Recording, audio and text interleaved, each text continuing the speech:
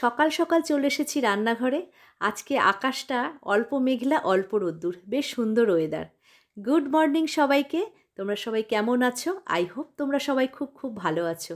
Welcome back to my Bangla blog channel. তো আমি আজকে সকাল সকাল দেখো জলখাবারের জন্য আলুর তরকারি বসিয়ে দিয়েছি, নতুন আলুর তরকারি। এখানে আবার খোসা কাটিনি, বেশ একটু পাতলা টেলটেলে ঝোল হবে। কর্তামশাই বলেছে দোকানে যেরকম তরকারি হয় ওই রকম বানাতে হবে, আর তার সঙ্গে হবে মেথির পরোটা। তো সেটাই সকাল সকাল শুরু করে দিলাম। আর দেখো আজকে সারাদিন কি করছি কি না করছি সেগুলোই তোমরা এই ব্লগে দেখতে পাবে। আই হোপ তোমাদের ব্লগটা দেখতে খুব খুব ভালো লাগবে। তো চলো তোমাদেরকে সাথে নিয়ে দিনটা এখান থেকে আমি আজকে স্টার্ট করি। আর দেখো মেথির পরোটার জন্য আমি ডো তৈরি করে নিয়েছি, ময়দাটা মেখে নিয়েছি। তো সেটা রেস্টে রেখেছি কিছুক্ষণ।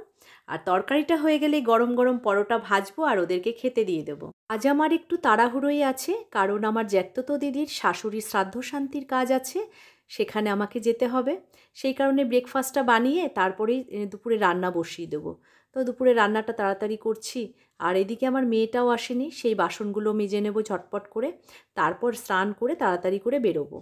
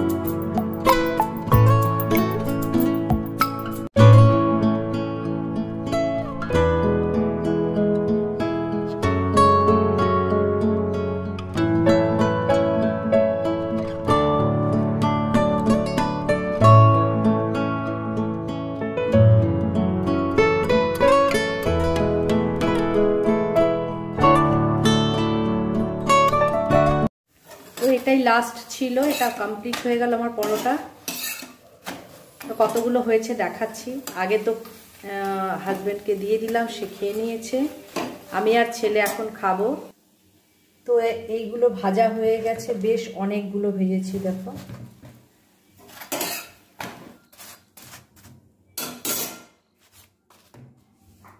এখন এই যে ছেলের পরোটাটা নিয়ে যাচ্ছি, ওর খাবারটাও বেড়ে দিয়েছি, গরম গরম এখন খেয়ে নেবে। তো আমি এসে পরে খাচ্ছি আমারটা। না আমি দিয়ে দিচ্ছি চামচ এনে। আপনি মটরশুঁটি শাক কেটে কুচিয়ে নিয়েছি, এটাকে নুন দিয়ে একটু জলে ভাপিয়ে নেব। একটু ভাপিয়ে নেব আজকে। অন্যদিন কিন্তু আমি শাক কেটে একদম ডাইরেক্ট রান্না করি, কিন্তু আজকে দেখবো যে কি হয় এটা।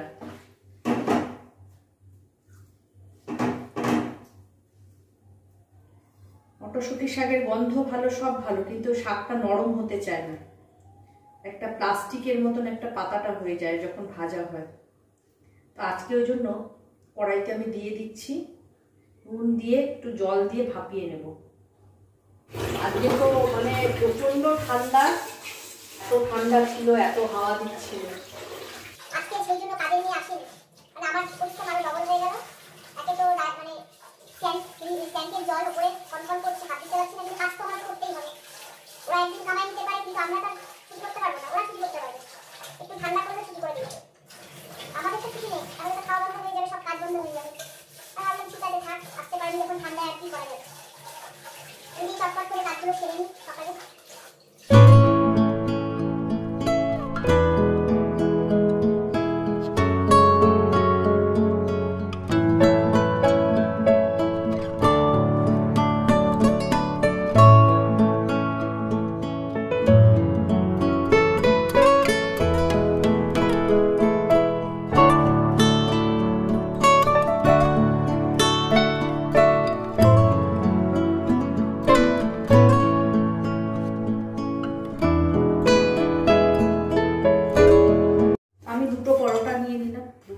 খাবো, গরম আছে এখন দেখি।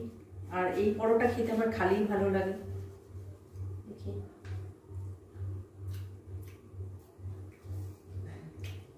গন্ধটা অসাধারণ লাগছে।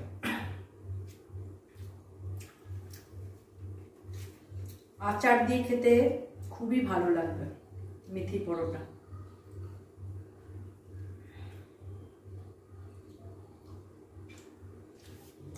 আমাকে রান্নাঘরে দাঁড়িয়ে খেতে হবে।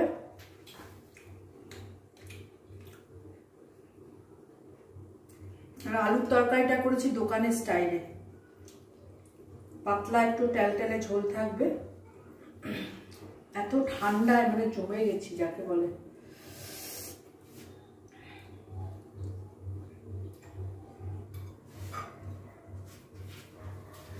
খালি পরোটাটাই রোল করে খেতে ইচ্ছা করছে।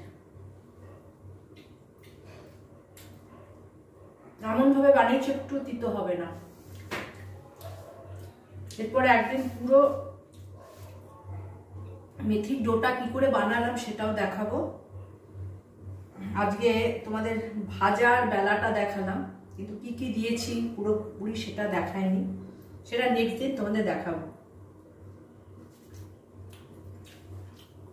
এবার শাক ভাজা বসিয়ে দিয়েছি। তেলের মধ্যে কালো জিরে, কাঁচা লঙ্কা আর ছোট ছোট করে শিম কেটে ভাজা করে তার মধ্যে সেদ্ধ শাকটা দিয়ে দিয়েছি। আর দিয়েছি নুন, হলুদ আর জিরের গুঁড়ো। তো শাক ভাজাটা হতে থাকুক কড়াইতে, আমি এদিকে বাসনগুলো মেজে নেব। তো সেটা একসাথে দুটো কাজই হতে থাকবে।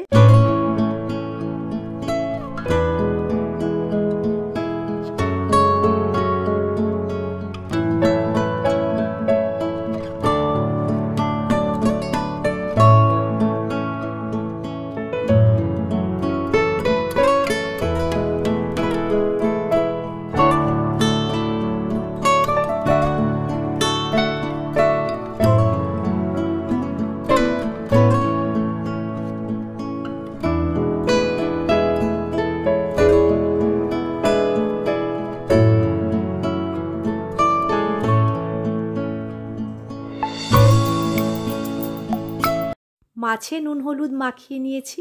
এই মাছটাই দুপুরের জন্য আজকে রান্না করব তাড়াতাড়ি করে। আর তার আগে করব পেঁয়াজকলি ভাজা।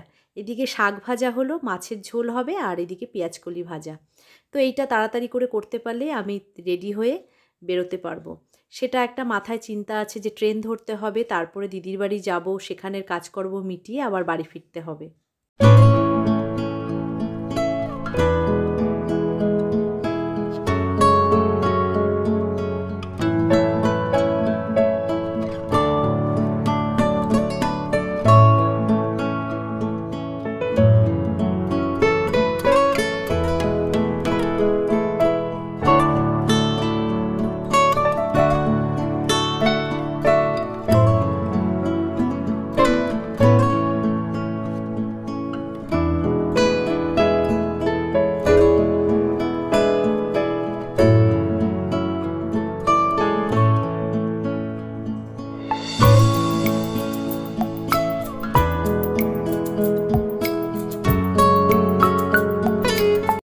ট্রেনে উঠে গেছি বেশ কিছুক্ষণ হলো। এখন নৈহাটি স্টেশনে ট্রেন ঢুকছে।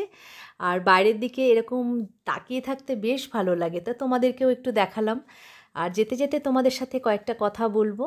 আমি যাচ্ছি দিদির বাড়িতে, সেখানে একটা শোকের জায়গা, আমি সেখানে কোনো ব্লগ করব না। আর আমি এটা পছন্দও করি না। প্ল্যাটফর্মে দেখো কত মানুষ দাঁড়িয়ে আছে, এটাই দেখতে বেশ ভালো লাগছে। আর ব্লগটাকে এখানে এন্ড করব, আর বেশি বড় করব না। সারাদিন আমি কি করলাম কি না করলাম সেগুলো তো তোমরা দেখেইছো। আই হোপ তোমাদের ব্লগটা দেখতে খুব খুব ভালো লেগেছে। যদি তোমাদের ভালো লেগে থাকে তাহলে তোমরা লাইক কমেন্ট শেয়ার অবশ্যই করো। যারা এখনও সাবস্ক্রাইব করোনি তারা সাবস্ক্রাইব করে দিও। তোমরা সবাই ভালো থেকো, হ্যাপি থেকো, সুস্থ থেকো, সবাইকে ভালো রেখো। আর বলছি সবাইকে টাটা। দেখো আমি আমার গন্তব্যস্থলে চলে এসেছি, স্টেশন থেকে নেমেই দিদির বাড়ি। তো সবাই ভালো থেকো, সবাইকে বলছি টাটা।